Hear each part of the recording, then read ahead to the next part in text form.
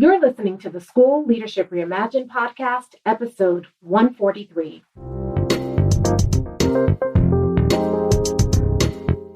How do builders like us make a dramatic difference in the lives of our students in spite of all the obstacles we face?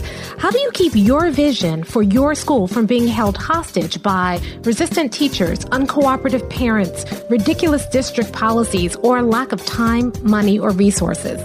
If you're facing those challenges right now, here is where you'll find the answers, strategies, and actionable tips you need to overcome any obstacle you face. You don't have to wait to make a difference in the lives of the people you serve. You can turn your school into a success story right now with the people and resources you already have. Let's get started.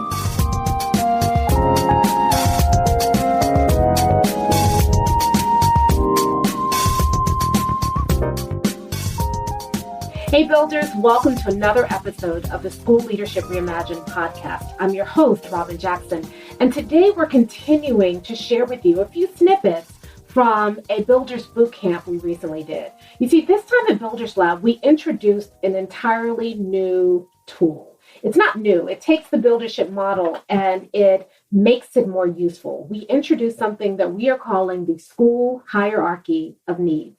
And it's a way to take that Buildership model, purpose, people, pathway, plan, success, and help you figure out how to diagnose the challenges that you're currently facing in your school and how to fix them. Now, most of us were trained as leaders to do things like root cause analyses or the 5 whys. And most of the time when we do them, even if we do them in good faith, those strategies end up leading us in circles. And one of the big challenges that a lot of leaders face is that they have a problem or a challenge. They think they understand the root cause. They work hard to solve the root cause, only to realize months later and hundreds of hours later, after all of this effort, that it didn't fix the root cause, that their understanding of the root cause, where they were at the very beginning, was their best understanding given the tools that they had, but it wasn't enough. It didn't go deep enough. And so we wanted to give builders a way to very quickly get to the root cause. You know, if you've been with us for a while, you know we do micro slicing in classrooms where we show you how within a 5 to 7 minute period of being in a classroom, you can get to the root cause of a teacher's practice so that you have teachers focusing on one thing at a time, and it's the most important thing. And when they fix that one thing, a whole bunch of other stuff gets fixed in the classroom. And it's a way to help teachers grow at least one level in one domain in 1 year or less. Well, now we have a way to microslice your school, and it's the same process. When you go into a school, you use the builder's hierarchy of needs to determine what is the root cause, the most fundamental thing that you need to address first, and then you address that, and everything else gets better. And so we're going to share this excerpt with you from Buildership Bootcamp, where I give a couple of scenarios and show how to use the Buildership hierarchy of needs to diagnose scenarios that are pretty common in schools. And then over the next few podcast episodes, I'm going to go through the Buildership hierarchy of needs in a little bit more detail. I'm even thinking about doing a free training around it because we've gotten so many questions about it. So if you think a free training is something that you'd like to attend, let me know, in the comments of the podcast. Let me know what you think, or, shout me out on social media and let me know. And if that's something you're interested in, we can do. But without any further ado, here is an excerpt. This was from our Buildership Bootcamp, and it's all about using the school hierarchy of needs to identify your root cause and solve it like a builder. We were all trained that way. We were all trained to be leaders. I had to go through years of detox in order to be able to see that there was something else available because I was trained that way. And we're not saying that leadership training, because there are pieces of leadership training that are useful, but the idea, the mentality, when you start to think like a builder, you realize that leadership is not enough. And what a lot of people do is when they find out about buildership for the first time, they see buildership and they're like, oh, that's really cool. Let me add that to my leadership tool. Let me add that to my leadership arsenal. And it doesn't work because the tools of buildership only work in the context, when you have the mentality of being a builder.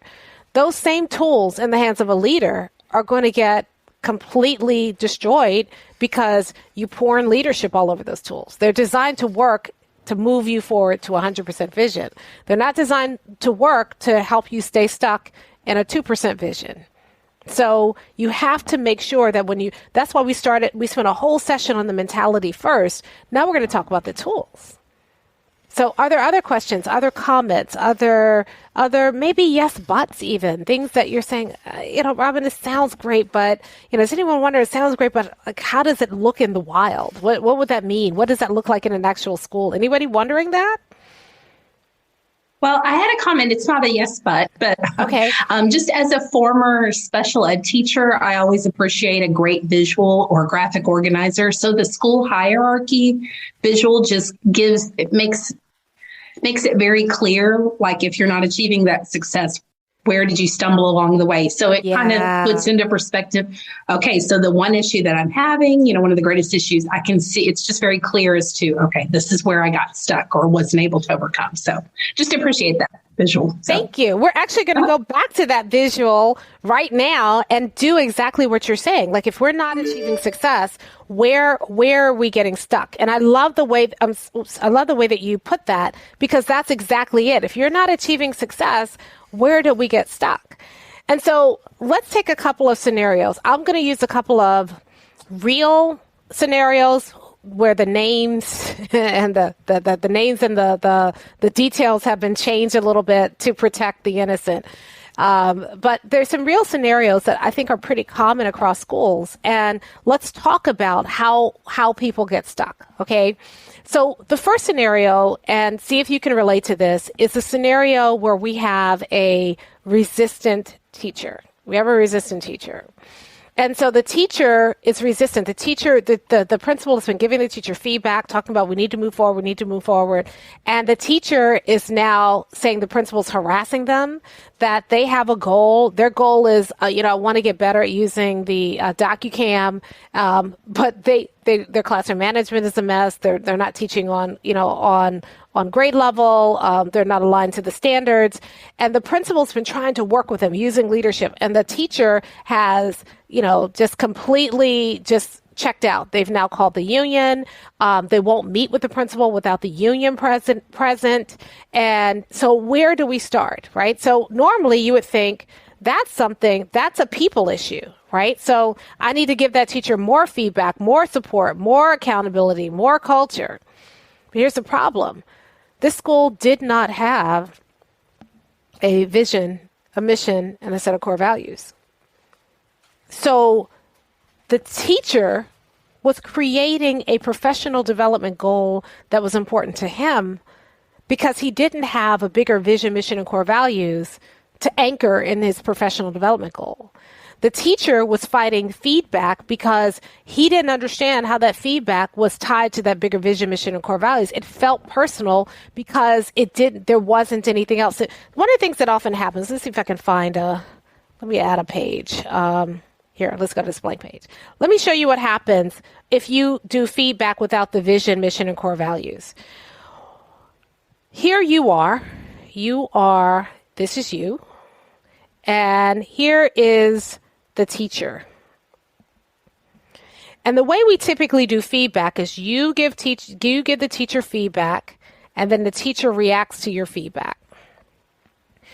And in most cases, it feels very personal, which is why we often hate giving difficult feedback, because we don't want to hurt people's feelings. We want to give them the truth about their practice, but we also want to make sure we don't ruin the relationship. And sometimes people respond to your feedback in a way that, because they take it personally. So those feedback conversations in that leadership context are really fraught with blame and shame and punishment. And that's what was happening in the school. And so you would think, without that hierarchy of needs, that I just need to find the right feedback. Have you ever thought that? What's the feedback script that I can use? What's the framework I can use? And we read books about getting the right framework, and we start using phrases like, I wonder about, versus, why don't you do this? Or you need to do that. Or we use phrases like, tell me more about, or have you considered, to try to get the teacher to do the work? Because we have a feedback paradigm in leadership that says, it's got to be from me to you. When you have a vision, you have a vision, you have a mission, and you have a set of core values, feedback changes. Because now, instead of giving you feedback to you, I'm giving you feedback about how well you are doing moving towards our vision, mission, and core values. And the person, the teacher, hears my feedback filtered through the vision, mission, and core values. So if they push back, they're pushing back because they don't understand the vision, mission, and core values, or they don't quite see how they relate to their practice, but they're not talking to me. And when I hear that pushback, what it tells me is where I can double down on the vision, mission, and core values to help them be more clear about it so they can see that how it aligns, how to get their practice in alignment with our vision, mission, and core values, because this is the goal. So it's not about me to you, blame, shame. So when you have that teacher who doesn't see the value of what you're doing, who's resisting the work, a lot of times let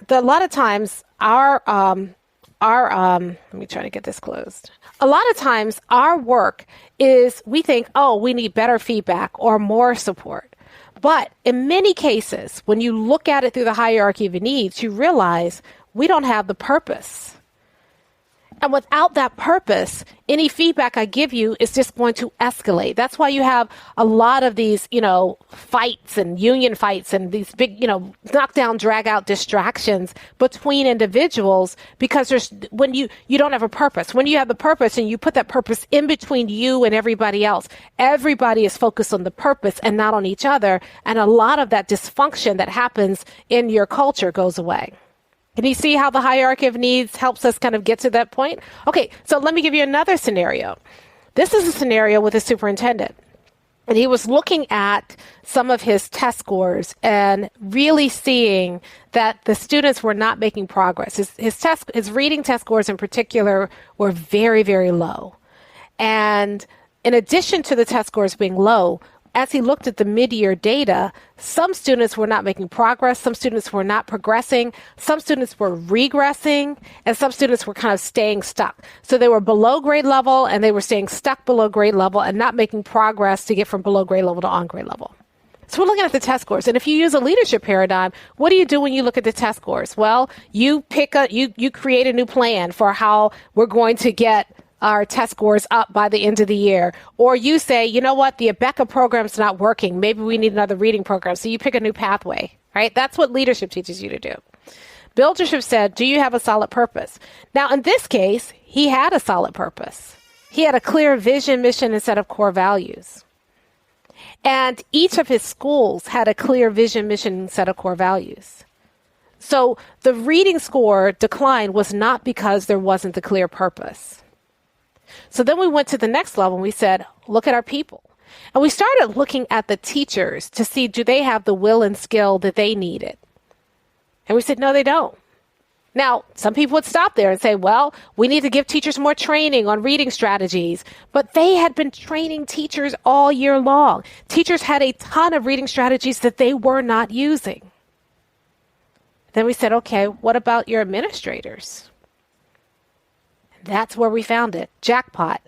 The administrators didn't have the will and skill to lead literacy. The administrators were going into classrooms and they were looking for very superficial things like the learning intention being on the board, but they weren't looking to see whether or not the teacher's instruction was aligned to the learning intention written on the board. The administrators didn't know whether that learning intention was on grade level.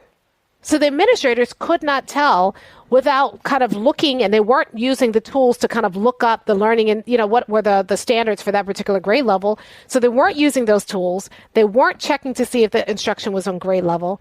And so when he was going into schools, he was seeing a lot of below grade level instruction, and the administrators weren't picking it up. So if he went and said, oh, we got to fix reading scores before the end of the year and go up. Let's get those bubble kids on board. Let's bring in some extra time for, a new computer program for literacy. Let's do all of that other stuff. He could have done all of that and had been doing all of that. And his reading scores were flatlining. Because his root problem wasn't the reading scores. His root problem was that he didn't have his people on board. Are y'all seeing how this works? I'll give you one more example. I was working with a school district, group of principals. They had been working with me for a while, and they had gotten a vision, mission, and set of core values. They had put some systems in place around feedback, support, accountability, and culture. And I was following up with them, but they were still having trouble hitting their vision or making sufficient progress towards their vision. And we started talking about it, and they started saying, we have plans. They were making 90-day plans, and then they turned them into 60-day plans, and they created these 60-day plans to align with their trimester system, and they had planning templates, and the district had given them a planning template, and they were doing the meeting rhythm that we teach. So they were meeting, every week to look at the constraints to their plan and remove those constraints. And they were meeting every day for 15 minutes to check in on their plans. And they were doing monthly analyses of their plans. And they still weren't making progress.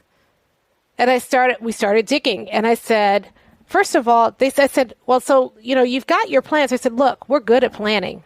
We can make plans. We even are good at executing plans. We even hit our goals for our plans, but it's not affecting our reading scores. Or not the reading scores, their vision.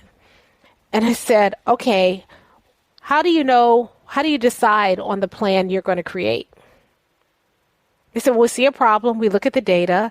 We see the data that stands out to us, and then we make a plan to address the data. I said, how do you know that that's the right data to address? Because it's the worst. Yeah, it's the worst data based on numbers, but is that data representing a symptom, or is that data representing a root cause? Well, we do the 5 whys. I said, well, show me your example of 5 whys, and the 5 whys lead them in a circle to where they wanted to go, thought they need to go anyway. I said, okay, so you don't have a process to determine what you need to work on next. You're really good at creating plans and executing on plans, but you're creating plans to solve the wrong problem. Our problem here was pathway.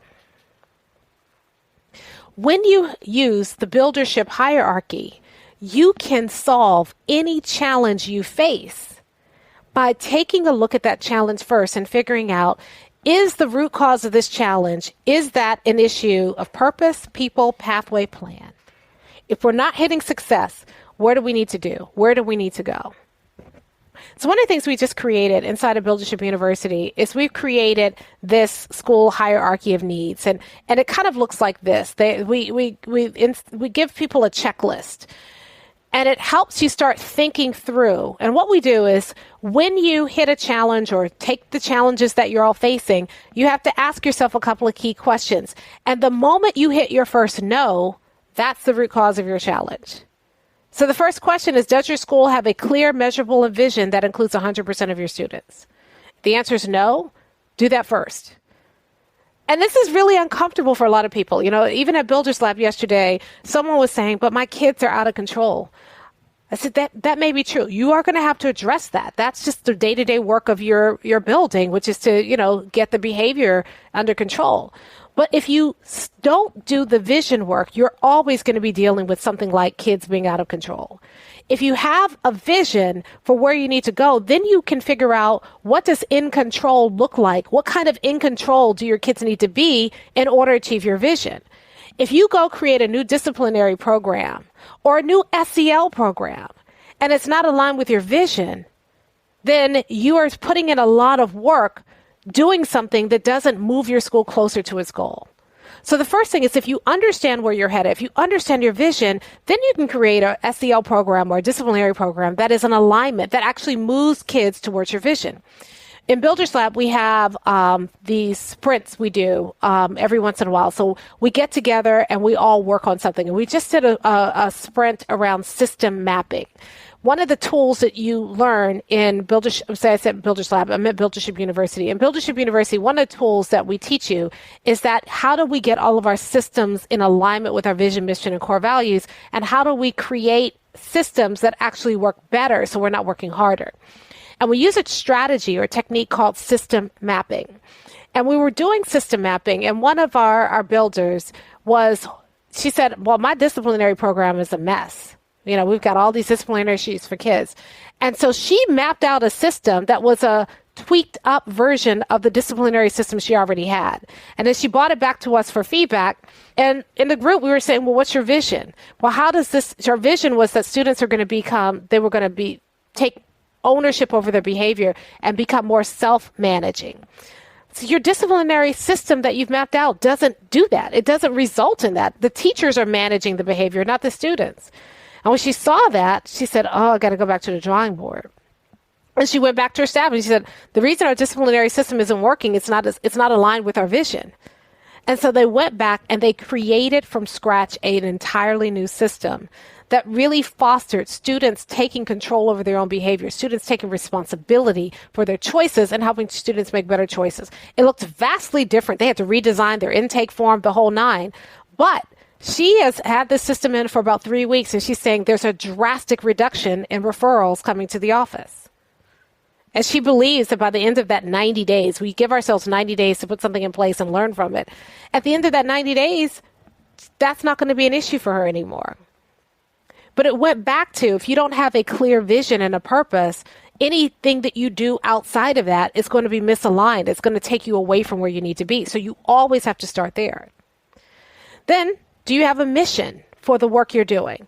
And the vision, typically, when we teach vision, your vision isn't the typical vision statement. Your vision has to answer clearly, the question, what are we building? Your mission has to answer the question, why is it important? And the it is that thing we're building.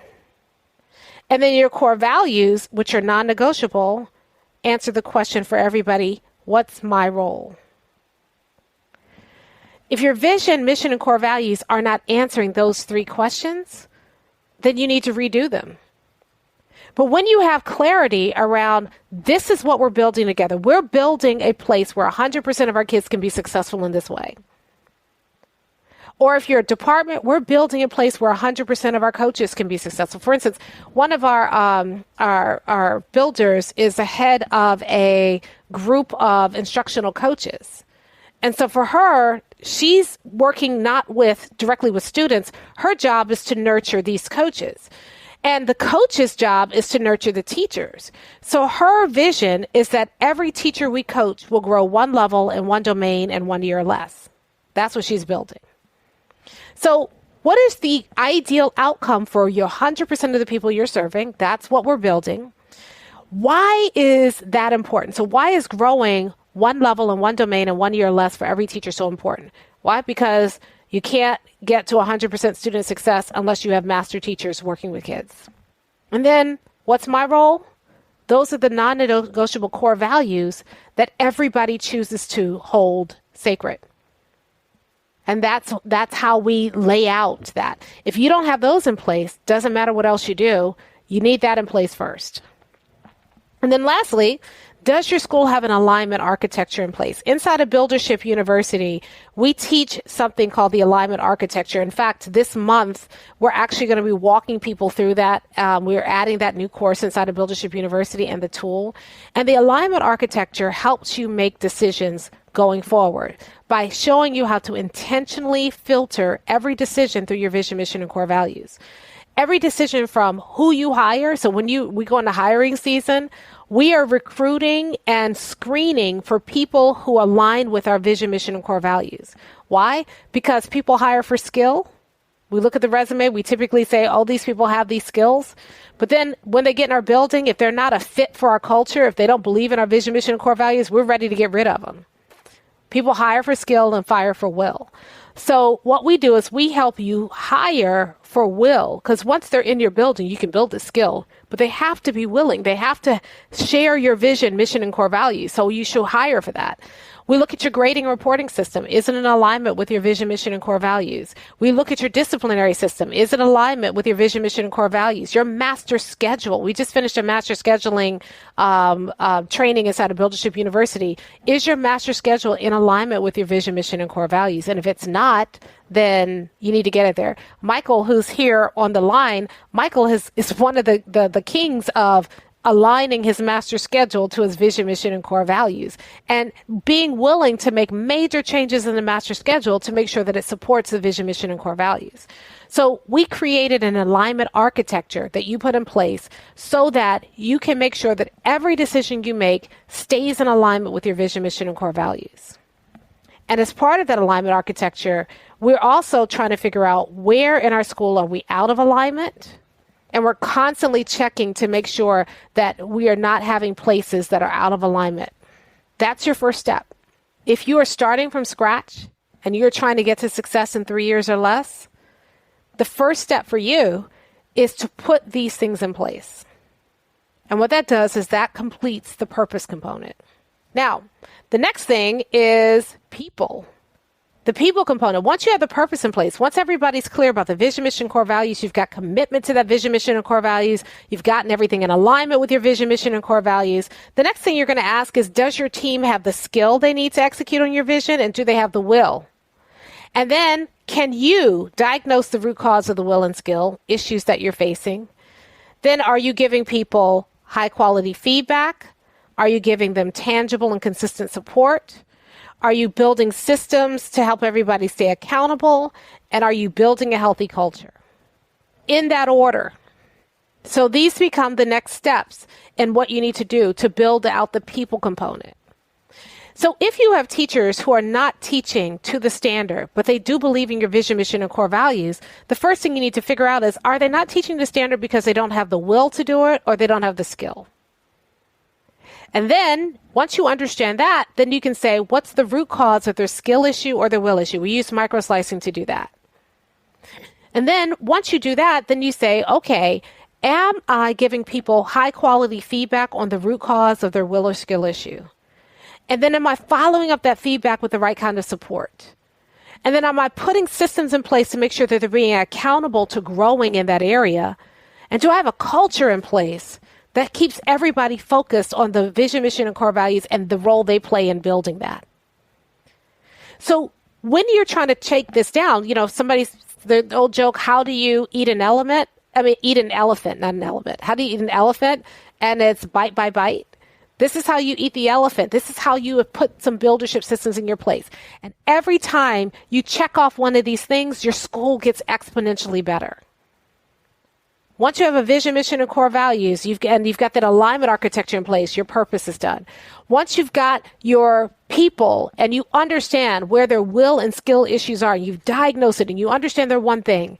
And then the first thing we teach you how to do is, how do you put a feedback system in place so that you can get into classrooms more quickly, you can give people the right kind of feedback that's differentiated to their needs, that's developmental, helping them know what they need to do next, and that's deliberate and intentional. And then how do you give people the support that they need around their will and skill issues so that they're growing? And again, that's differentiated, developmental, and deliberate support. Then we show you how to put a system in place to create accountability. That's where that system mapping comes in. Do we understand what our systems in our building, what systems we need in our building to make this work? Do we have systems around everything? And is everybody abiding by those systems? And then, are we identifying the toxic elements of our culture and removing that toxicity so that it doesn't get in the way of the work? In that order. So as a builder, you can just go through and start checking these things off. And anything that you stop, like you're saying, oh, they don't have the skill they need to execute on our vision, stop right there and put the things in place to address their skill. Oh, they don't have the will, stop right there. Why don't they have the will? That's where your problem is. And a big mistake leaders make is the leaders confuse will problems for skill problems. So the teachers are unwilling and they send them to more training. You can't solve a will problem with a skill solution. You can't solve a skill problem with a will solution. So you can't go to a staff that's struggling and give them a pep talk and a self-care day. If they're struggling, when COVID happened, there were a lot of teachers who were really struggling with how to take what they did in the classroom and make it work online. And what we did is said, oh, they're overwhelmed and they're stressed. Let's give them a self-care day. They didn't need a self-care day. They needed some real help on how to take things and teach online. Once you did that, they would feel efficient and effective again, and they wouldn't be as stressed out. But we try to solve a skill problem with a will solution. And you can't do that. You have to understand the problem. Once you do that, then you're saying, okay, all right, I can diagnose the root cause. I know it's a will problem, but I don't know the root cause. Stop there. Do that work. Because if you skip that and just try to give them solutions, then we work really hard trying to appease teachers without really solving the problem that makes them stressed out to begin with. Now, once you deal with the people component, the next one is the pathway. Now, we do a lot of stuff with data. As leaders, you get data dashboards and data this and data that. And quite frankly, you can make data say anything you want it to say if you beat it hard enough. So we're being taught to beat data into submission rather than to pay attention to what the data is telling us. So when a builder looks at data, we're not looking at what's the lowest number. We're looking at what does the data tell us about how close we are to achieving our vision for 100% of our kids? What does the data tell us about whether the work we are doing is on mission? And what does the data tell us about how well we are staying in alignment with our core values? Which means we go beyond test scores. We're looking at parent surveys and student focus groups and climate. We're looking not just the climate survey, we're actually out looking at the climate. What's the lunchroom like? We're looking at disciplinary data. We're also looking at feedback. What's happening in the classroom? What observation data are we seeing with teachers? When we're observing students, how are they approaching their work? And so we put all of those data together in order to figure out 3 questions. Are we making progress, the right kind of progress towards our vision? Are we staying on mission in our work? And are we aligning and abiding by our core values? If the data can't answer those 3 questions, we're not looking at the right data. What this does is it opens up the data for you. It helps you to put the data together to create that narrative about what's really happening in your school. So that's the first step. Then the next step is, okay, do we have a system in place to identify what we should be working on right now? The system we teach you inside of Buildership University is called the Builder's Blueprint. And the Builder's Blueprint helps you to go through and figure out what is the right work for us to be doing right now. What data should we be paying attention to? And so then after we have that blueprint in place, then we're going to collect and analyze data and identify potential bottlenecks and inefficiencies and then make adjustments. The blueprint is where we start. And then from there, we have the plan. And the plan is we keep a scorecard. So are you regularly consulting the key metrics to track your progress? 2 things that we do. We teach you how to create a meeting rhythm where you sit down and regularly look at those metrics. And we teach you how to create a scorecard. So you're not looking at all the data. You're looking at only 3 numbers, 3, maybe 4 key numbers, and that's what you're tracking throughout. Do you dynamically adjust based on these metrics to ensure that you meet your goals? Again, the meeting rhythm and the way we have your meeting rhythm set up helps you to dynamically adjust. Do you design a plan that honors your change process? The 6 E's help you do that. Is your plan flexible enough that you can easily pivot in light of the new data or circumstances? The 90-day planning cycle helps you do that. And do you continuously execute on your plan with discipline? Your meeting rhythm, your scorecard help you do that. And again, you take these in order. As you're answering these questions, the moment you hit no, that's where you start. So you can constantly be looking at and growing, looking at your school and where it is and looking at what is the next step for me. If you don't have a vision, you don't need a scorecard. You need a vision. You can't create a scorecard without one. So start back at the purpose. If you're trying to say, I want to be a builder and I know where to start, first thing you can do, and you can do it right now, is start with your vision. Inside of Buildership University, we have a vision workshop. Some of you have been there, been to the vision workshop. Pauline, you were just at our last vision workshop. And what that vision workshop does is it helps you create the builder's vision. And one of the reasons we offer that vision workshop for free is because it's your first step. If you don't do that, you can't take advantage of everything else inside of Buildership University. You got to do the vision first. Then once you have your vision, once you see what 100% looks like, then you can start figuring out, okay, what do I need to do next? Well, the next thing in my way is we have a vision. We know we want to get to 100%, but how do we want to get there? What is the why behind that? Because it's you can't continue to stay focused on that 100% if you don't have a compelling why. And that why also determines how you're going to pursue that 100%. And then, what are your core values? If we're going to do this together, what has to be non-negotiable amongst us? So when you do that, when you always kind of look at that hierarchy of needs and you start being intentional about building this in your school, every time you take a step, every time you go from purpose and then you build your people component and then you build your pathway and you build your plan, your school gets better and it gets closer and closer to where we all want to be right here, success.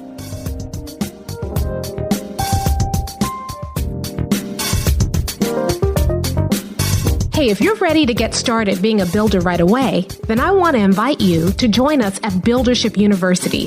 It's our exclusive online community for builders just like you, where you'll be able to get the exact training that you need to turn your school into a success story right now with the people and resources you already have.